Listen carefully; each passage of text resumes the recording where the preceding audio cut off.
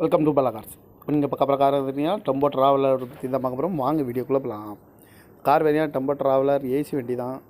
Model பார்த்தீங்கன்னா 2009 model.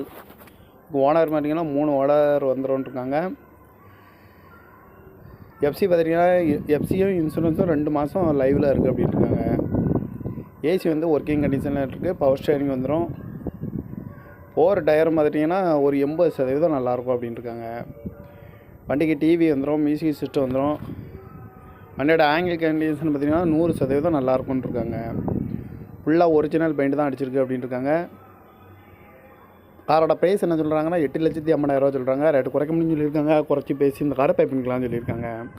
Car பார்க்க வேண்டிய இடங்கள்னு பார்த்திங்கன்னா மதுரையில் தான் இந்த கார் பார்க்க முடியும்.